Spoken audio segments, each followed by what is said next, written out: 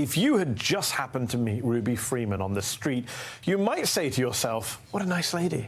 The unfailingly polite 60-something Georgian parlayed her own tastes into running a fashion kiosk at the local mall called Lady Ruby's Unique Treasures. It left her ample time to spend with her daughter, Shaye Moss, who had worked for years processing absentee ballots for the Fulton County Elections Office in Atlanta. In fact, in 2020, Freeman took a $16 an hour job helping out at the election offices to be closer to Moss. And it was that decision that would upend both their lives forever.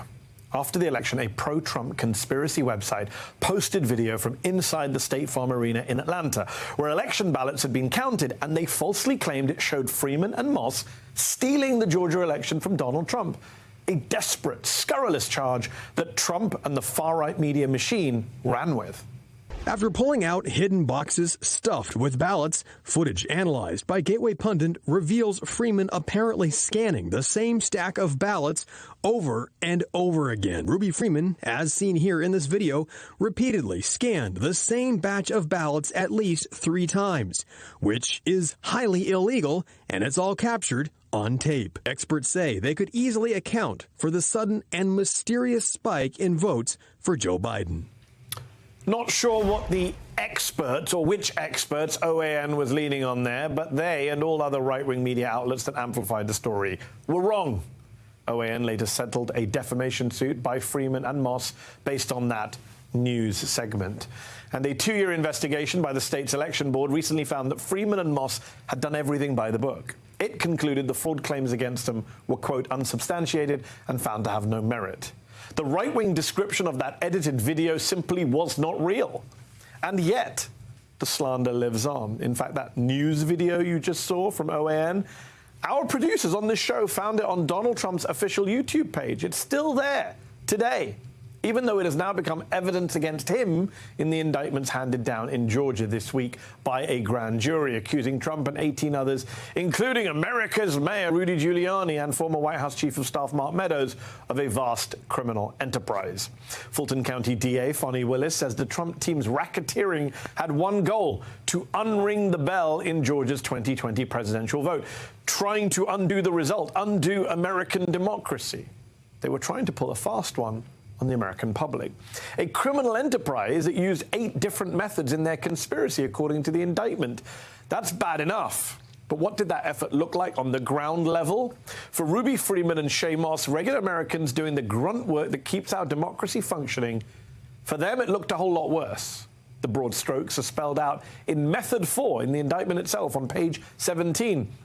Members of the enterprise, including several of the defendants, falsely accused Fulton County election worker Ruby Freeman of committing election crimes in Fulton County, Georgia. These false accusations were repeated to Georgia legislators and other Georgia officials in an effort to persuade them to unlawfully change the outcome of the November 3rd, 2020 presidential election in favor of Donald Trump. In furtherance of this scheme, members of the enterprise traveled from out of state to harass Freeman, intimidate her, and solicit her to falsely confess to election crimes that she did not commit. But how did the alleged Trump criminal enterprise do this? The deeper you go, the worse it gets. Because back in December of 2020, while the right-wing grassroots and QAnon conspiracy sites were spreading lies about Freeman and her daughter, including a fake confession of wrongdoing, the Trump Brain Trust was fanning those flames everywhere it could. For example, when Trump lawyer Rudy Giuliani told a group of Georgia state legislators this: Ruby Freeman and Shaye Freeman Moss and one other gentleman, quite obviously, surreptitiously passing around USB ports as if they're vials of heroin or cocaine. First of all, they're not called USB ports, Mr. Cyber Expert. Second of all, that was a lie, as Giuliani has now admitted in a defamation suit, and as Moss told the January 6th committee last year. What was your mom actually handing you on that video? A ginger mint. A ginger mint. But more to the point, why did Giuliani say that mint got passed like vials of cocaine and heroin? Why would he say that about 2 black election workers counting ballots in majority-minority Fulton County? But America's mayor wasn't the only person targeting Freeman and Moss for blame in that election. Remember that perfect phone call that Trump made to Georgia Secretary of State Brad Raffensperger, the one where he wanted officials to find more votes, the one that appears in the indictment, the one in which he also said where to find those votes. 18,000 voters having to do with Ruby Freeman. She's a vote scammer, a professional vote scammer and hustler. Ruby Freeman. That was the tape that's been shown all over the world that makes everybody look bad. You, me, and everybody else. Trump mentioned Ruby Freeman 18 times on that call, using her as a scapegoat and an excuse to overturn the election result, calling her a black woman a hustler. By the time that call went down, Freeman had already made a series of calls to 911 after Trump and his team targeted her. Records obtained by Reuters show that in one of them she cited a flood of threats and phone calls and racial slurs from anonymous callers saying, "We're coming to get you." 2 days later, after hearing banging on her door, she called 911 and begged for help, saying, quote, "Lord Jesus, where's the police?" This one little lady from Georgia was suddenly in the crosshairs of Trump's disciples nationwide. One of those who banged on her door was Steve Lee, a police chaplain who drove down to Atlanta from his home in Illinois. Yes, he was from Illinois. He drove in his pastor's collar and stalked her, telling police he wanted to, quote, "help Ruby out." Lee is now under indictment as a part of the Georgia conspiracy, along with a Trump campaign aide who coordinated his trip to Georgia. That same Trump aide also arranged for one of pro-Trump rapper Kanye West's former publicists to also approach Freeman and pressure her to say publicly that there was voter fraud when there wasn't. Whether you choose or not to deal with us, I am not your enemy. You are elusive for a party that needs to tidy up. I am hoping that you are trusting that this information doesn't go any further. Imagine how scared you would be if you were Ruby Freeman or Shaye Moss. But you don't have to imagine. They laid it all out for us in the January 6th committee hearings last year. Do you know how it feels to have the President of the United States to target you? The President of the United States is supposed to represent every American, not to target one, but he targeted me. I won't even introduce myself by my name anymore. I get nervous when I bump into someone I know in the grocery store who says my name. I'm worried about who's listening. I get nervous when I have to give my name for food orders. I'm always concerned of who's around me. I've lost my name and I've lost my reputation. I no longer give out my business card. I don't transfer calls. I don't want anyone knowing my name. I don't go to the grocery store at all. I haven't been anywhere at all. I've gained about 60 pounds. I just don't do nothing anymore. I don't want to go anywhere. I second guess everything that I do. Heartbreaking, disgraceful, disgusting.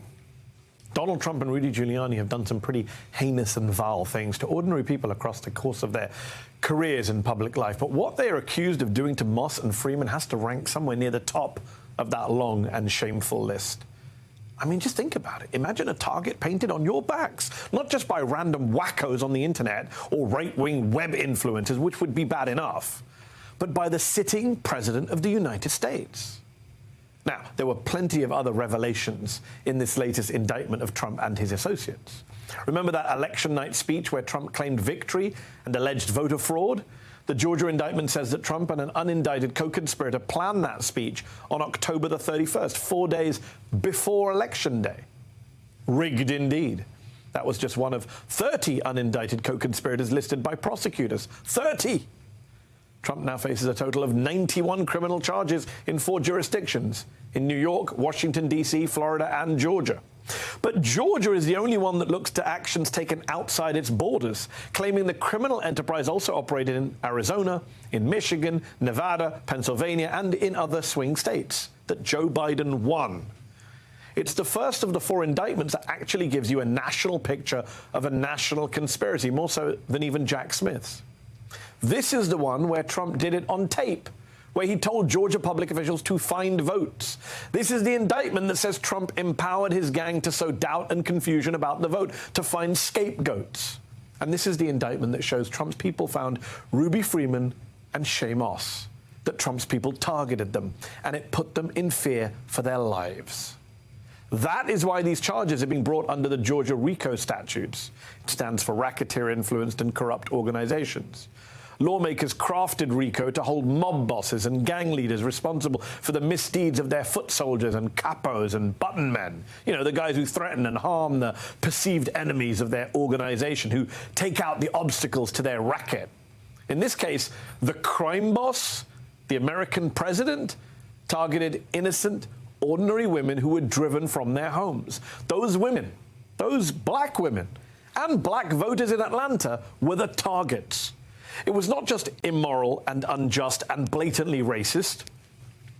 It was ultimately part of an illegal mafia-style conspiracy, something prosecutors in Georgia are finally saying out loud. By the way, if he's convicted of these crimes in Georgia, a future President Trump can't pardon himself, and he can't be given a pass by Georgia's Republican governor either. He doesn't have the pardon power over there in the Peach State. Fani Willis is asking for Trump to hand himself in by August the 25th, to be arraigned by September the 5th, and to go on trial by March the 4th, 2024.